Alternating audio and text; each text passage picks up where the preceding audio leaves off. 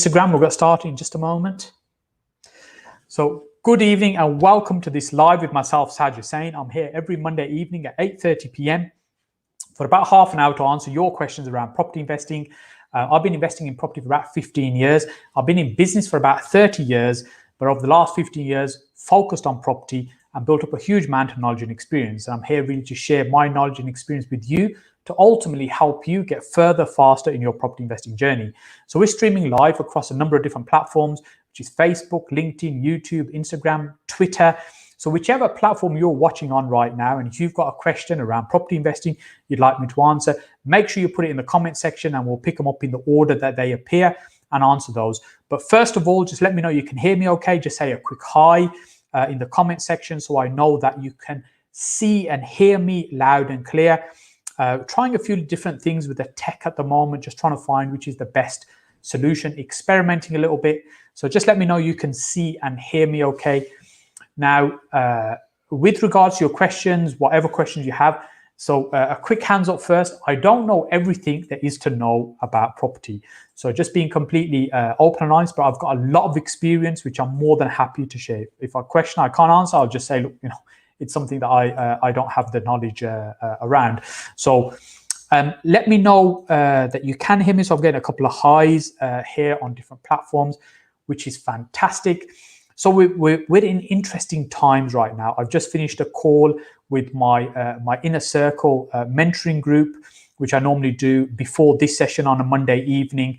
And we were talking about how the market might now start to be changing a little bit, what the opportunities are going to be, which strategies are going to be the right ones to be using. It'd be interesting to get your thoughts on that as well. So we'll get the first question up in a moment and we'll get started. As I said, I'm here for about half an hour really to answer your questions. Don't leave it too long to put your question in, because sometimes people will come onto this live, put their question in towards the end of the session and we don't get around to it. So I'll just answer them in the order that they appear. So let's get our first question up this evening and then we'll get started. So our first question is from Segun on YouTube. Hi Segun, which are you going to use for SA if you are in my position? One property 1.5 miles away from Manchester University Stroke Hospital. Number two, 1.5 miles away from Manchester City Centre. 3, 1.5 miles away from Etihad Stadium. So which are you going to use for SA if you're in my position? So really, if I've understood correctly, Segun, what you're saying, you've got a property that's in these locations about 1.5 miles away from key places. Well, just clarify for me, do you already have the property or you're thinking about which would be better for you there? Because I'm not entirely clear with your question.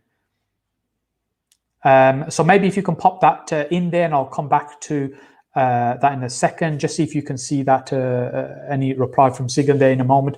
But let me answer a question which I think you're asking, which I think is what type of, who would you target when you've got various different potential audiences available like that. For example, university, hospital, stadium. You've got quite a multitude of people that you can target. So the which will be better? Okay, Segan, thank you for that clarification. Which would be a better one to choose? So it really depends on a number of factors. Firstly, what type of tenant or guest are you going to want to work with? Which is your preference? Where they're coming from, how you're sourcing them, and how you're going to build up the longer term business from there. So let me just share with you what we've been doing recently and how our model has evolved. So when we first started in service accommodation, we would have some of our guests would be leisure guests, and some of our guests would be corporate guests. But what we've done more recently, and particularly with the current pandemic, and also the likes of Airbnb and Booking.com cancelling some of the bookings, is to take our dependency and reliance away from these platforms, so that we can have more direct bookings. And that's usually through your own website or through your own contacts. So it's thinking about what business you can build up. So for us, what we found is the corporate bookings work better, particularly the direct bookings, where we can build relationships with the businesses who have staff that need to come and stay in the area, generally for work. But we've still got a small percentage of leisure guests as well that come in and stay maybe at the weekend sometimes, visiting family, friends, or for various other things going on. Now, if you're getting started right now, there's not many events running, so the stadium isn't going to be doing a great deal. So being close to the city centre means you've just got the best choice. I was in Manchester just a few weeks ago, staying there for a few days. And I was just amazed the amount of development that's happening in the city centre. It just seems to be booming and thriving every time I'm there, and I think there's a huge amount of opportunity. I do have some friends that run service accommodation in Manchester as well. So if you reach out to me, ping me a message, and I'll try and connect you with them as well, if that helps. So Sigan, thank you very much for the question. I hope I answered the right question, because I wasn't entirely clear in terms of what you were asking. So let's get our next question up now, which is also on YouTube, and it's from Sean. Where do you see yourself investing in the next 12 months with the much talked about property crash heading our way? So great question, Sean. Again, this is something we were talking about in a little bit more detail in the session just before this that I was doing. And we were talking about, we're already in a recession right now. Technically, we're in a recession. However, we haven't really started to feel the bite. And that's really the key difference right now. When we start feeling that pinch, what you'll find is the sentiment generally will change, and people will be more concerned about spending money. They'll be more reluctant to make big buying decisions, such as moving house and making those decisions. And when there's fewer people looking, there still needs to be some people that need to sell. And then we get this tipping point where you end up with more stock that's been advertised and available in the market than there are actually people looking to buy. And right now we've got the opposite, i.e. we've got very little stock on the market and lots of people looking to buy, which is what's pushing the demand up, and in some cases the prices as well. So when we get that shift, that's really when the opportunities are really in an abundant amount for us as a property investors. If I look at what I was doing 10, 12 years ago in the market crash, when I was getting started, my early part of my property investing journey, really the opportunities were to find very good deals, cheap properties, source them onto other people, start acquiring some, partnering with people. They're the various different things I was doing at the time. Also lots of lease options, assisted sales, because the market was right for that type of strategy. Now, in terms of what I will be doing over the next 12 months, a lot of this will depend on not if the recession happens. As we said, the recession is already here. It's how severe it may become and how long it might last. So the more severe it is and the longer it lasts, that means prices will be more depressed for a longer period of time. So for instance, if you're buying property to renovate and sell on, and the market's either depressed or quite flat or even shrinking, then you have to be mindful that you may not be able to exit, or exit for the price that you want to or need to at the end of that transaction. So this is where we start becoming a little bit more conservative and making sure we've got a plan B and a plan C as well for the deals that we're doing. And what I find some of the best deals to be done at that time is really where you can build in chunks of equity.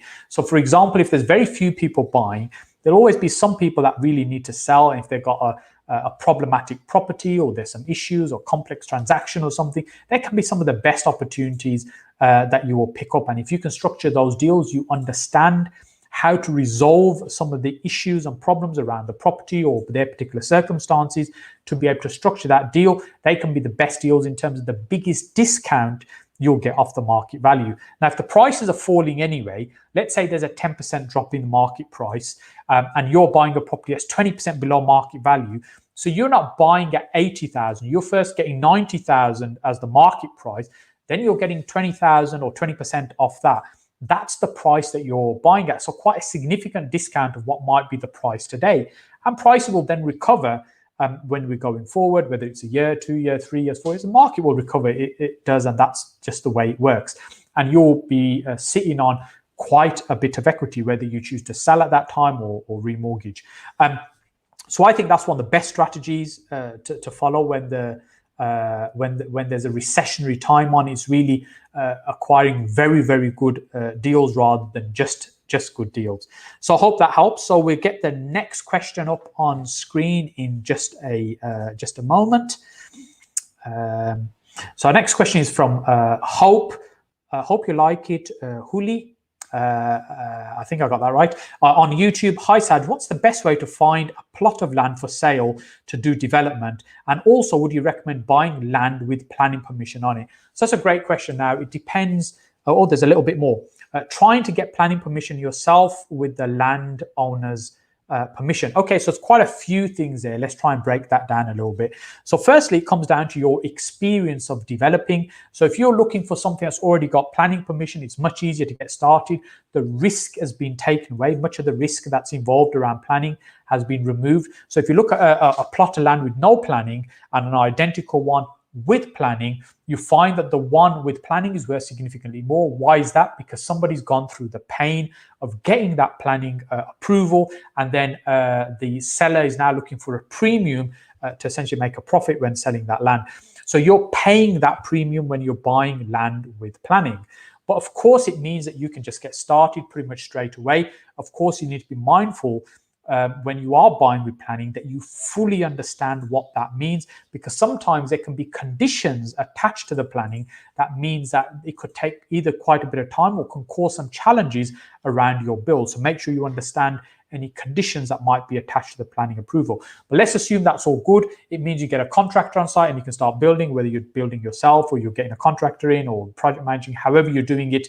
And the numbers are going to be fairly solid. One of the things with new build is there's less chances of unforeseens. So when you're renovating a house, say you take a building like this and you strip it down because you're going to do a renovation, there's all kinds of things you might find which you hadn't expected. Rotten joists, you could find damp problems, all kinds of issues that were really not visible until you start stripping the property down. And then on renovations, you can start finding you start spending more and the project stays longer. On a new build, it's less likely that you'll find these kind of problems. Most of the things, especially when you come out the ground, there's very little to go wrong at that point with a project. So this is if you found something with planning. Now, one of the reasons that you might want to find the planning or get the planning yourself is that you'll be able to benefit from that extra uplifting value, that you're not paying somebody else a premium. There's more of a profit left for you in that particular deal. Now, of course, it depends on your experience and confidence in being able to get the planning, because there's no certainty, there's no guarantee that you're just going to be able to get the planning permission that you're looking for.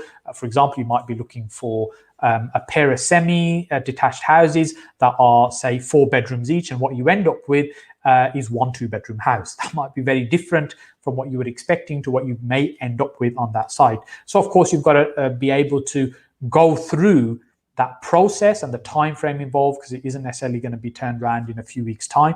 It could be, or it could drag on for many, many months. It could be holding costs to think about as well. Then I think the third thing you mentioned is maybe partnering with the owner of the land to be able to get the planning. So that means you haven't got the risk of buying the site, then all the cost and time of going through planning, getting the end result, and then starting to build. So this way you're taking some of that risk away from that equation, because you're not going through the process of buying the land is already there. You're partnering with somebody. Your investment is probably just going to be then around getting that planning permission through the architects, any consultants and stuff that you might need to be able to get it through the planning process. So of course that's a much more lower risk way to get started, and one method that I'd certainly be a fan of. There's many different ways you can do that. You can either do a partnership arrangement with the owner of the land, like a joint venture agreement, or alternatively you can do an option agreement as well, which will give you the right to buy at a set price, say over the next year, 2 years, whilst you go and get the planning permission. And if it was a bigger piece of land, or is a bigger site, and you were still quite early in your journey, you didn't have experience of larger sites, you can always look to get outline planning permission, which just establishes the idea of being able to build some dwellings there. Now, it might not be the best layout, it might not maximize the space of land, but by going through that process and establishing that that has value as well, and it can still be sold on to somebody else. And that in itself can be a business model where you're finding land, partnering with people, getting the planning permission to add the value, selling that for a profit and sharing that with the landowner. So I hope that helps. I hope that answers your question there. Our next question is from Fizzy Dolls World on YouTube. Hi Saj, I've seen a listed building with a large piece of land.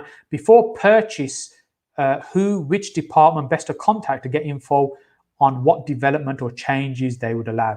Well, the first thing you want to do is maybe talk to planning. Depending on the size of the council, the borough that you're in, sometimes you can just get hold of the people who would be responsible for these. Other times it can be a little bit of a nightmare, just because either they're overworked or there's not enough staff in that particular department for the number of inquiries that they get, and it just an email goes into a queue and you might get a reply back after a week. So planning is one of the first protocols, is to have a chat with them. And of course, if it's a listed building, you want to see who else might be involved, because in different councils, you have different people that might have an interest in terms of what happens with that property. So, for example, it might be the conservation officer. So I have a property that's listed in Birmingham that we've got planning permission on. It took a little while to do, but as a conservation officer had an input in it as well in terms of what they wanted to see happen. But it was open to negotiation. It wasn't set in stone. It wasn't a case of we can't do anything at all. It was really what would they be okay with and what was definitely a no-no they didn't want to see changing. So those really the two people I would, or the two departments that I would go and try and have a conversation with about that property. And of course, look at the planning portal for your particular town or borough that you're in to see what history there may be on that property, because there may be in previous applications. It's useful to see whether they've been approved, declined, or there's been any other issues, withdrawn applications. It'll give you a little bit of history and background to that particular site. So I hope that helps. So our next question is from Rifat on LinkedIn. Do you think the stamp duty relief will be extended beyond March 2021, given the current state of affairs? Kindly regards, Riff. So Riff, a great question. So whether you like this government or not, they've been very, very smart about preventing the country completely crashing out economically. So much of the support they put into place to help businesses earlier in the year, all the different schemes they've rolled out, whether it's loans, it's grants, furlough schemes, whatever there may be, there's been a huge amount of support to be able to help business. Now, property transactions are probably the single biggest transaction any individual will make in their lifetime in terms of a financial purchase. It's probably the single most expensive thing that they will buy. And that has a big impact in terms of overall in the economy. So if people are reluctant to buy property, it can really slow down the economy overall. And if you think about all the businesses that are related and connected to the property sector, so you've got the estate agent that's involved, you've got the solicitors, then beyond that you might have tradespeople, architects, could be letting agents afterwards involved, about all the trades that are involved in the building space as well, and sometimes in construction as well. So there's a huge extended array of businesses that connect into the property space. And if the property market slows down, it has a massive impact in the economy. Now, even during the extreme times of lockdown a few months ago, you'll have noticed that construction mostly continued because the government didn't really want construction sites to stop.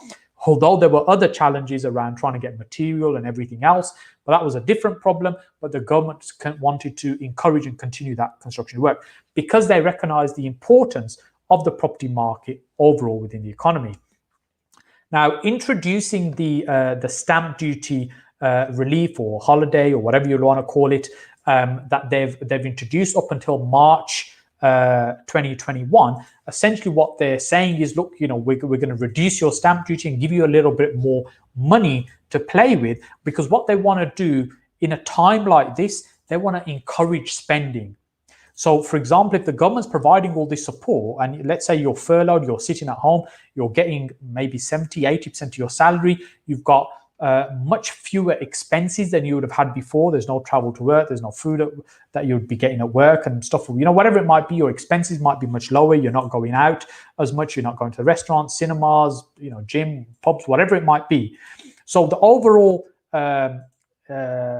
expenditure reduces, but that doesn't help the economy. The government wants to get us to get out there and start spending money. So if it reduces stamp duty like the way it has, what it does, that encourages people to go out and look at property. If they had said, well, we're going to scrap the stamp duty level as it is right now, and that's it, then what that will do, yes, that'll create some interest in the market, but it won't create this massive upsurge at one moment in time, because the March date means that people are rushing to get things done, because at March it might cut off. Now, if you look at the Help to Buy scheme, for example, this is something that was a temporary measure, but actually the government have continued to extend the date. So we've got one of our projects, our sites that we're developing and selling at the moment. We're registered for Help to Buy with that particular site. Now, that's due to end next year, but previously they've continued to extend it, and they might extend it again.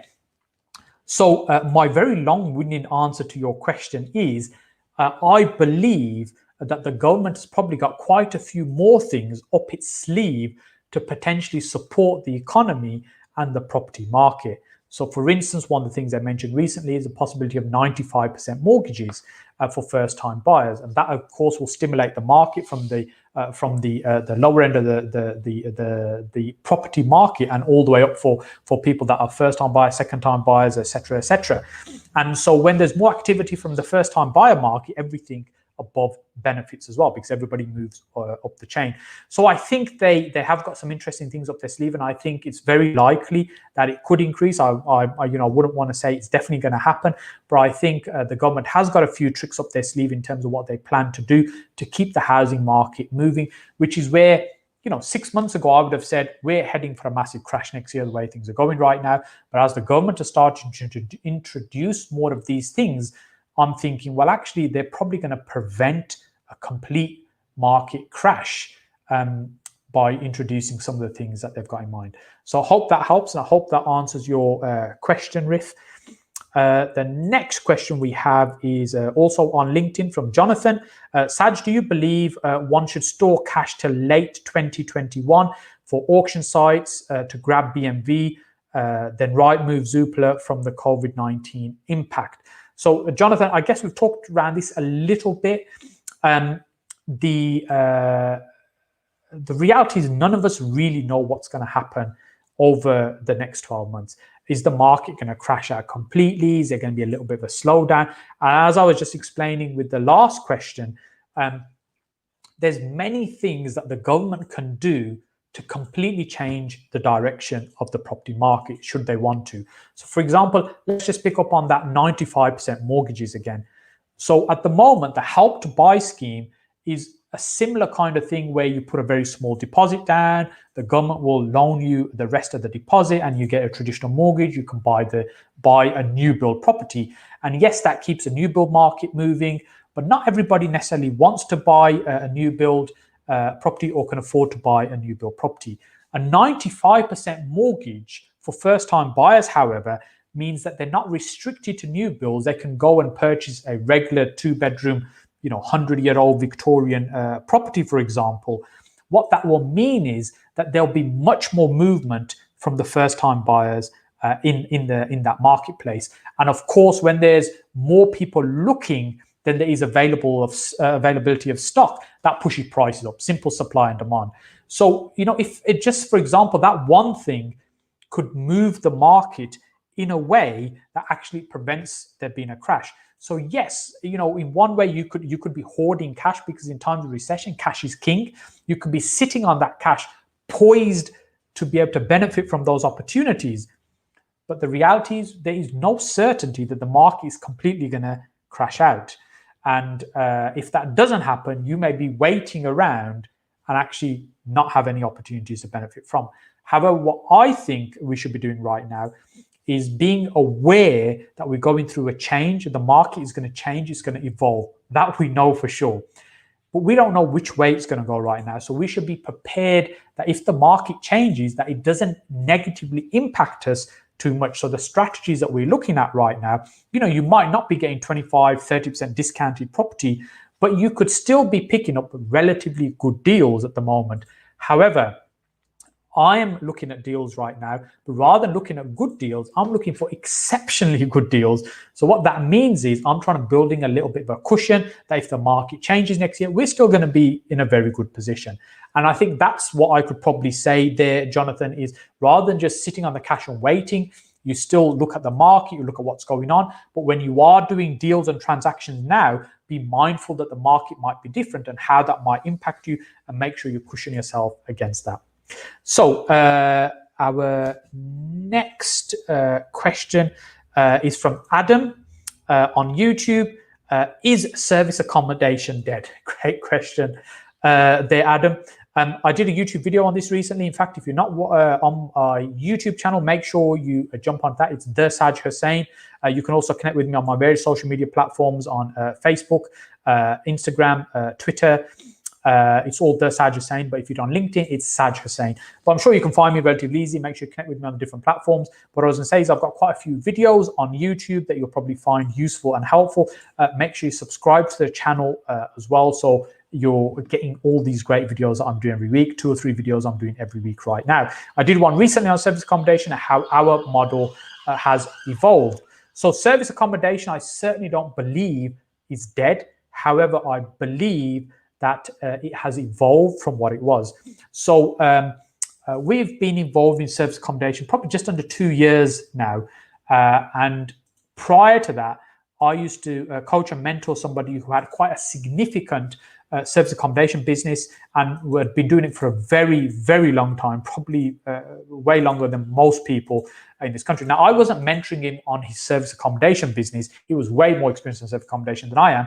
I was mentoring him on his business overall and property, and that's the support I was giving. But he also gave me an insight into his business and service accommodation. So I was always cautious in entering the service accommodation market because I felt it was actually it was not going to be solid enough for us to be able to build a business off the back of that.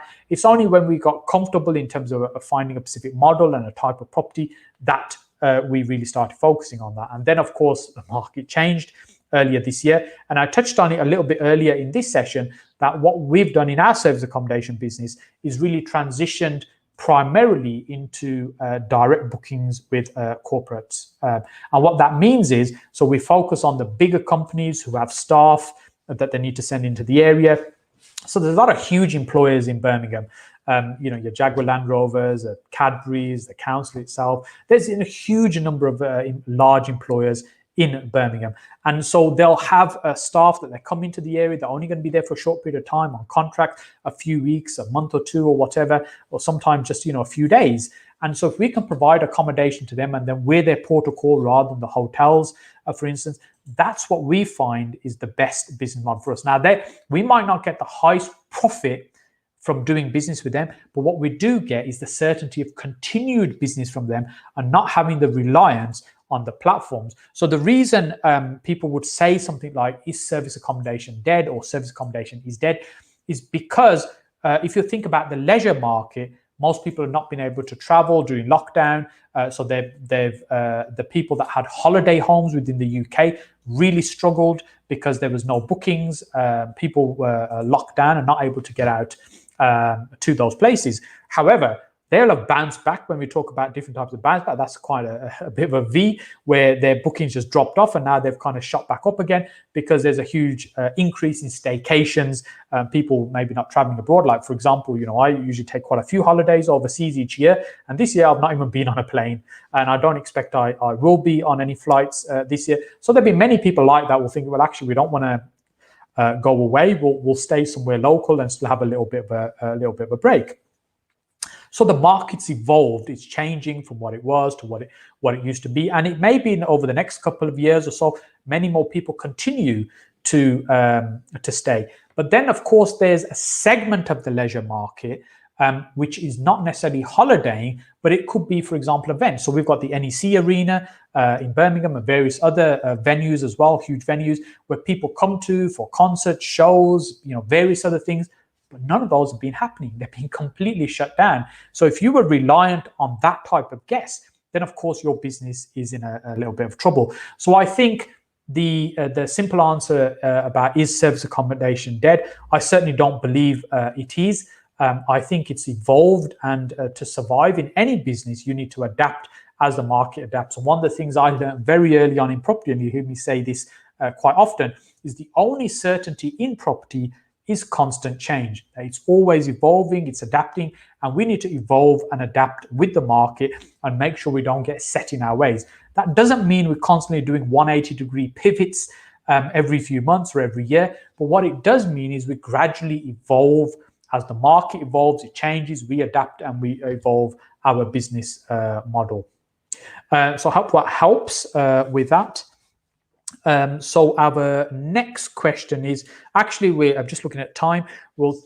I will take the last question. I just realized we're over time. So thank you so much for staying on. We'll do this one more question.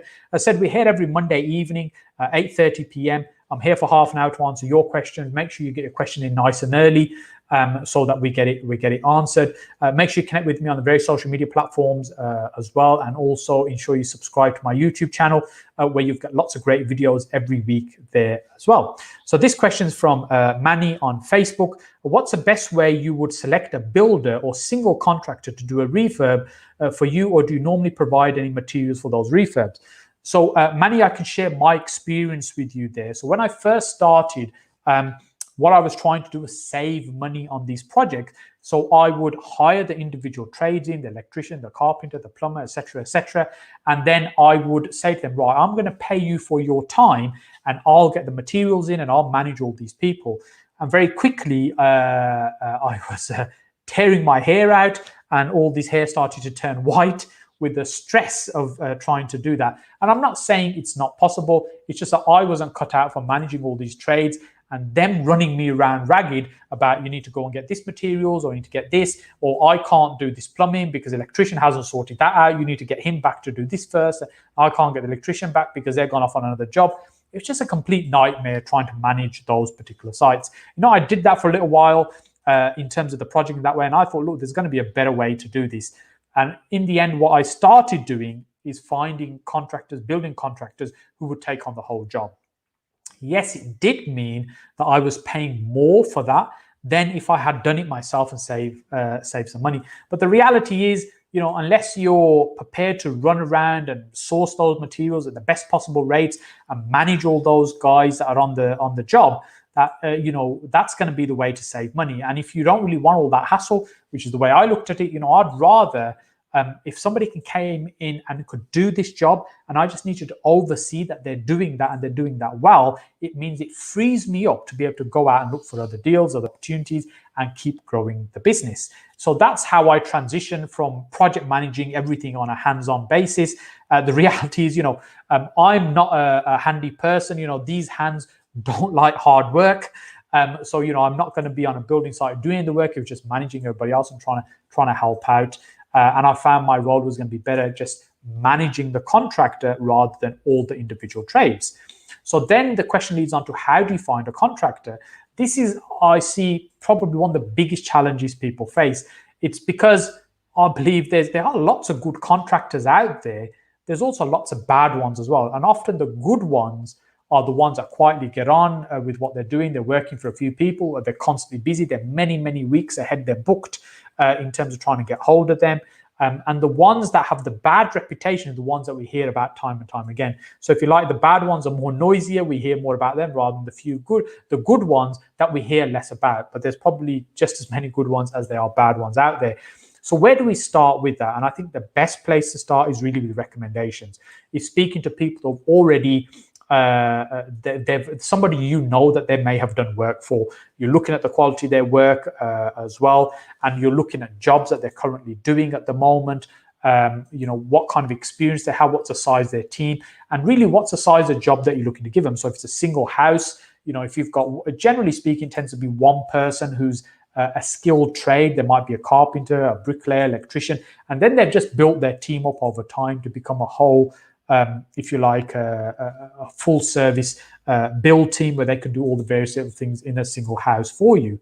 So that would be my suggestion. That's where I found my first builder from to take on a job for me. That way there was some converting some flats that I was doing, and the architect suggested somebody for me to go and speak to, and they started working for me at that time. Now we've got quite a few build teams that work for us on different jobs, and we try and keep them busy where we just move from job to job so we don't lose them going off to other jobs. So look, I hope that helps. I hope that gives you some suggestions in terms of finding a contractor. I know I've run over a little bit. My apologies for that. I want to thank you so much for taking the time out and spending this with me on a Monday evening. Hopefully you find it useful, you've learned something as well. Let me know in the comment section if you'd like to see anything different, or if there's anything else that you think I should be doing in this session. And I look forward to seeing you back here next Monday at 8:30 p.m. Thank you.